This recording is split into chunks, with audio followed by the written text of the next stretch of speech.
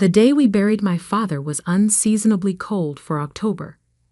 I stood at the edge of his grave, watching as mourners placed white roses on his casket, each flower a testament to the lives he touched during his 63 years. My sister Olivia clutched her husband's arm, her designer black dress and perfect makeup a stark contrast to my simple attire. Even at our father's funeral, she had to make a statement. "He should have had a will," Olivia whispered to her husband, loud enough for me to hear. "Now everything's going to be so complicated." I closed my eyes, trying to block out her voice. Trust Olivia to think about money while we were literally standing over Dad's grave. But she wasn't wrong. The lack of a will would make things messy. Dad's successful construction company, our childhood home, his investments, everything was now in limbo. My name is Sarah Mitchell, and until 3 weeks ago, I thought I understood my family. I was the quieter daughter, the one who chose to become a high school teacher instead of joining the family business. Olivia was the star, the one who went to business school and worked alongside Dad since she was old enough to read a contract. Sarah. My mother's voice pulled me from my thoughts. She stood beside me, elegant even in grief, her silver hair perfectly styled. "Come with me for a moment, dear." We walked away from the crowd, past the rows of granite headstones, until we reached a massive oak tree. Mom's hands trembled as she reached into her purse and pulled out a cream-colored envelope, sealed with wax in an old-fashioned way that was so characteristic of my father. "Your father wanted you to have this," she whispered, pressing the envelope into my hands. "Open it when you're alone. And Sarah," she hesitated, her eyes meeting mine, "whatever you read, remember that your father loved you." Before I could respond, she turned and walked back to the funeral, leaving me holding an envelope that felt heavier than paper should. I slipped it into my purse, my mind racing with questions. Why me? Why not Olivia? And why did Mom look so worried? The wake was held at our family home, a sprawling Victorian mansion that Dad had lovingly restored over the years. I watched as Olivia commanded attention in the living room, sharing stories about working with Dad, about how she was his right hand at the company. Our relatives nodded approvingly. Of course, Olivia would take over the business now. It was what everyone expected. "Sarah, darling," my Aunt Margaret approached, martini in hand. "I hope you're not too worried about all this. I'm sure Olivia will take care of you." I forced a smile, feeling the envelope burn in my purse. "I'm fine, Aunt Margaret. I have my own life, my own career." "Yes, teaching," she said with a slight grimace. "Well, it's admirable work, dear. Though your father always hoped you join the family business." I excused myself and escaped to Dad's study, the one room in the house that still felt entirely his. The leather chair behind his massive oak desk still held the impression of his frame. His reading glasses lay on a stack of contracts, as if he just stepped out for a moment. The envelope felt heavy in my hands as I finally pulled it out. The wax seal bore Dad's signet ring impression, the family crest he'd had specially made when the business took off. With trembling fingers, I broke the seal and pulled out several pages of Dad's distinctive handwriting. "My dearest Sarah," the letter began, "if you're reading this, then I'm gone, and the time has come for you to know the truth about our family's legacy and why I've worked so hard to protect you from it." I continued reading, my hands shaking more with each paragraph. The words on the page couldn't be real. This had to be some kind of mistake. But as I read further, pieces of my childhood began falling into place. Strange conversations I'd overheard, mysterious business meetings, and why Dad had been so insistent that I stay away from the company. A knock at the study door made me jump. "Sarah?" Olivia's voice called out. "What are you doing in Dad's study? The lawyers are here to discuss the estate." I quickly folded the letter and slipped it back into my purse. "Coming," I called out, my voice surprisingly steady despite the chaos in my mind. As I walked back to the living room, where our family lawyer, Mr. Patterson, was setting up his briefcase, I felt the weight of Dad's words pressing down on me. The truth about the company, about what Olivia had done, about why Dad had never written a will. It was all there in black and white. "Now," Mr. Patterson began, adjusting his glasses, "since Mr. Mitchell died intestate, we'll need to follow state laws regarding the distribution of assets. The company being the primary asset." I tuned out his voice, watching Olivia's satisfied smile. She had no idea what was coming. None of them did. Dad's letter had changed everything, and soon, very soon, our entire family would learn the truth about Mitchell Construction and the real reason behind Dad's sudden death. The afternoon dragged on as Mr. Patterson detailed the complex process ahead of us. Olivia took notes on her iPad, occasionally shooting me condescending looks as if to say, "Don't worry, I'll handle everything," if she only knew what was in that letter. Later that evening, as guests finally began to leave, Mom caught my eye from across the room. The look we shared spoke volumes. She knew what was in the letter. She knew that everything was about to change. I gathered my things and headed for the door, but Olivia stopped me. "Sarah, we need to talk about the company. I know you've never been interested in the business side of things, but we should discuss your shares. I'm thinking of buying you out. For a fair price, of course." I looked at my sister, really looked at her, and saw what Dad had described in his letter. The ambition, the calculation, the absolute certainty that she deserved everything. "We'll talk soon, Olivia," I said quietly. "There's a lot to discuss."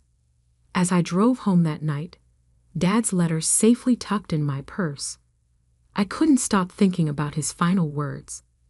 "The truth will cost us everything, Sarah. But it's time for justice. You're the only one I trust to make it right." Tomorrow, I would start digging. Tomorrow, I would begin unraveling the carefully constructed lies that our family fortune was built on. But tonight, I would mourn my father, not just his death, but the weight he carried all these years, protecting me while watching his beloved company become something he never intended.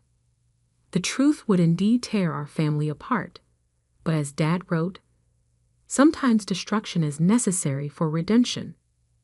The morning after the funeral, I spread Dad's letter across my kitchen table, along with years of newspaper clippings I'd gathered overnight. The Mitchell Construction story was one of local legend. How my father built an empire from nothing, transforming a small contracting business into one of the largest development companies in the state. But Dad's letter told a different story. The company's success, he wrote, came at a price I never intended to pay.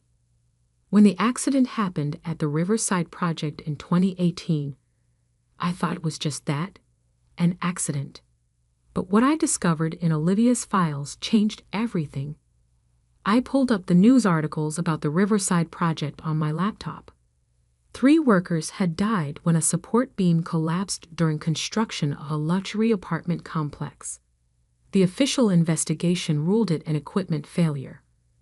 Mitchell Construction paid the families handsomely, and the story faded from headlines. But according to Dad's letter, Olivia had known about the structural issues weeks before the collapse. She had received multiple reports warning about substandard materials. But instead of halting construction, she buried the reports and pressured inspectors to sign off on the project. "The evidence is in my private safe," Dad's letter continued. "The combination is your birthday, I knew Olivia would never think to try that. Inside, you'll find everything: the original reports, emails, and proof of the bribes. I spent the last 5 years trying to make it right without destroying our family's name. But after what I discovered last month about the new downtown development project, I can't stay silent anymore. My hands shook as I read the final paragraphs. Dad had confronted Olivia just days before his heart attack. The timing couldn't be coincidental. My phone buzzed, a text from Olivia.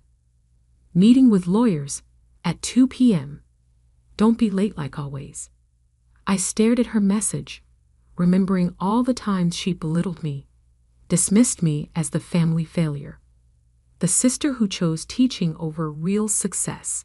If she only knew what Dad had entrusted me with. At 1:55 p.m., I walked into the Mitchell Construction headquarters. The 20-story building gleamed with success, our family name emblazoned across the lobby in gold letters. Employees nodded respectfully. They all knew the boss's daughters. The conference room was already full. Olivia sat at the head of the table, in Dad's old seat. Mom sat quietly beside her, while various lawyers and executives filled the remaining chairs. "Sarah, how nice of you to join us," Olivia said, her tone dripping with condescension. "We've already begun discussing the transition plan." I took my seat, noting how everyone deferred to Olivia. She had spent years cultivating this image of herself as Dad's natural successor. "As I was saying," she continued, "the board has expressed full confidence in my leadership. Given Sarah's alternative career choices, we feel a clean transition would be best. We're prepared to offer a very generous buyout package."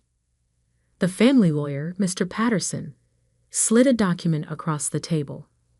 "We valued your shares at $5 million, Sarah. Very generous, considering your lack of involvement in the company." I picked up the paper, pretending to read it while my mind raced. They had no idea about the safe, about what Dad had discovered, about what I now knew. "Actually," I said quietly, "I don't think I'll be selling my shares." The room fell silent. Olivia's perfect smile flickered for just a moment. "Don't be difficult, Sarah," she said. "You've never shown any interest in construction. What could you possibly want with shares in a company you don't understand?" I met her gaze steadily. "I understand more than you think, Olivia. In fact, I'd like to schedule a full board meeting for next week. There are some matters Dad wanted discussed." "What matters?" Olivia's voice had lost its smoothness. "The Riverside project, for one," I said softly. "And maybe we should talk about those irregularities Dad found in the downtown development plans." The color drained from Olivia's face. Mom gasped quietly. The lawyers exchanged confused glances.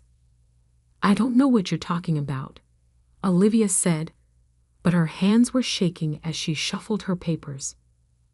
"I think you do. And I think it's time the board knew everything. About the reports you buried, the inspectors you bribed, and exactly what happened the day Dad died." Olivia stood up so quickly her chair toppled backward. "This meeting is over. Everyone out, except my sister." As the room cleared, I could feel the tension building. Mom was the last to leave, her eyes filled with tears as she looked between her daughters. When we were alone, Olivia's mask cracked completely. "Where did you get this information?" "Dad left me a letter," I said, standing to face her, "and a safe full of evidence." "Did you really think he didn't know? About Riverside? About everything?" "You're bluffing," she snarled. "Dad would never." "The safe combination is my birthday." I cut her off. "When was the last time you remembered my birthday, Olivia? When was the last time you thought about anyone but yourself?" She moved faster than I expected, grabbing my arm. Listen to me very carefully, little sister. You have no idea what you're getting into. Take the money and walk away. This is your only warning." I pulled free from her grip. "No, Olivia. You listen. Next week, I'm going to open that safe. And everything you've built on lies is going to come crashing down." I walked out of the conference room, my heart pounding but my steps steady. In my purse, my phone was already recording, capturing every word of Olivia's threat. Dad had taught me well. Always keep evidence. That night, as I sat in my apartment reviewing more of Dad's documents, my phone rang. An unlisted number. "Ms. Mitchell?" a man's voice asked. "My name is James Torres. I was the site supervisor at Riverside before your sister fired me. I heard about your father's death. And there's something you need to know." I grabbed a pen, my hand trembling slightly. "I'm listening, Mr. Torres." "The day before your father died, he came to see me. He said he was gathering evidence, that he was going to make things right. He asked me to testify if it came to that." I closed my eyes, fighting back tears. "And would you? Would you testify?" There was a long pause. "Yes, your father was a good man. What happened to him, it wasn't right." After I hung up, I sat in the darkness of my apartment, thinking about the path ahead. Dad's letter had unleashed a storm that would destroy everything: our family's reputation, the company he built, perhaps even our freedom. But as I looked at the photo of him on my desk, his kind eyes smiling at me, I knew I had to finish what he'd started. 3 families had lost loved ones at Riverside. How many more lives would be lost if Olivia's corruption continued? Tomorrow, I would visit the safe. Tomorrow, I would begin gathering allies. And soon, very soon, the truth about Mitchell Construction would finally come to light. The downtown offices were nearly empty when I arrived at 6 a.m. Only the cleaning staff and a few early bird employees roamed the halls. I took the executive elevator to Dad's private office on the top floor, my heart pounding with each ascending floor. The office remained untouched since his death. Family photos lined the walls, mostly of Olivia at company events, receiving awards, standing proudly beside Dad at groundbreaking ceremonies. Only one small frame held my college graduation photo, tucked away in a corner. The safe was hidden behind a large oil painting of the company's first building project. My hands trembled as I entered my birthday. 0 to 31 to 58 to 9. The mechanism clicked, and the heavy door swung open. Inside, organized with Dad's characteristic precision, lay folders upon folders of evidence, each one carefully labeled, dated, and annotated. But what caught my eye was a USB drive taped to the inside of the door with a note: "Security footage, my office, September 15th, 3 days before his death." I pulled out my laptop and plugged in the drive. The video showed Dad's office, this very room, from the security camera in the corner. Dad sat at his desk, looking tired but determined. Olivia stormed in, her face twisted with anger. The audio was crystal clear. "You can't do this." Olivia's voice crackled through my laptop speakers. "I built this company into what it is today." "You built it on lies," Dad replied calmly. "On corruption and bribes. Those families from Riverside deserve justice." "Justice?" Olivia laughed bitterly. "Where was your sense of justice when we were struggling? When we needed those first big contracts? You didn't care about cutting corners then." "I was wrong." Dad's voice was heavy with regret. "But this ends now. Tomorrow, I'm going to the board with everything." Olivia's next words chilled me to the bone. "No, You won't. You're going to take your heart medication and go home. And if you ever threaten this company again, remember, accidents happen in construction all the time. The video ended. I sat in Dad's chair, tears streaming down my face. It wasn't just corruption anymore. This was murder. My phone buzzed. A text from an unknown number. Parking garage. Level B2. 10 minutes. Come alone. Everything in me screamed that this was a trap, but I had to know. I copied the USB drive, slipped one copy into my purse, and hid the other in a place Olivia would never look, inside the frame of my graduation photo. The parking garage was dimly lit and eerily quiet. A figure emerged from behind a concrete pillar. "Mom, I've been watching the security feeds," she said quietly. "I knew you'd come to the safe eventually." "Did you know?" I asked, my voice breaking. "About Olivia? About what she did to Dad?" Mom's face crumpled. "I suspected. The night before he died, your father changed his heart medication. He said if anything happened to him, I should give you that letter. He knew Sarah. He knew what she was capable of." Before I could respond, elevator doors dinged. Olivia's voice echoed through the garage. "Well, isn't this cozy?" A secret mother-daughter chat. She wasn't alone. 2 large men in suits flanked her, their intentions clear in their stance. "I warned you to take the money," Olivia said, stepping closer. "Now you forced my hand." "Like you forced Dad's hand," I shot back. "What did you do, Olivia? Switch his medication? Make it look like a heart attack?" Her smile was cold. "Prove it." "Oh, I can," I replied, matching her tone. "The evidence is already with the FBI. Dad's files, the video from your confrontation, everything. Did you really think I'd come here without insurance?" The color drained from Olivia's face. "You're bluffing."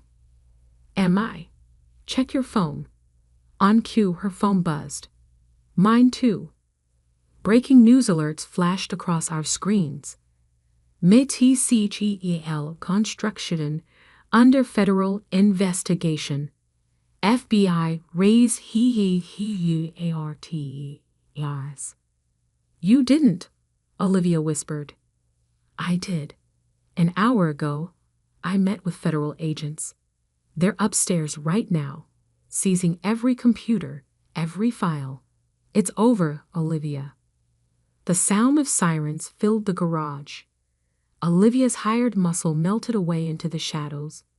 She turned to run, but Mom's voice stopped her. "Enough. My husband is dead because of you. 3 families lost their loved ones because of your greed. Face what you've done, Olivia." Federal agents swarmed the garage, led by Agent Sarah Torres, James Torres's daughter. Poetic justice, I thought, watching them handcuff my sister. "Sarah Mitchell?" Agent Torres approached me. "We found additional evidence in the office. Your father, he left a recorded confession about everything. He was building a case against the company, against your sister. He was trying to make it right." I nodded, tears flowing freely now. That's all he ever wanted, to make things right. The next few weeks passed in a blur of headlines. Mitsubishi Construction CEO, RRESTE, FORFFRAUD, and MURDR, RIVERSIDE, QRAGDU. The 2 Rulichidi revealed. Mitsubishi Family Empire crumbles, ANISVADAL.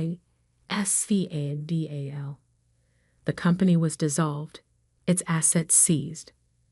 The families of the Riverside victims finally received justice and the truth about what happened to their loved ones. Mom and I moved away from the city, away from the whispers and pointed fingers. We bought a small house near my school, where I continued teaching.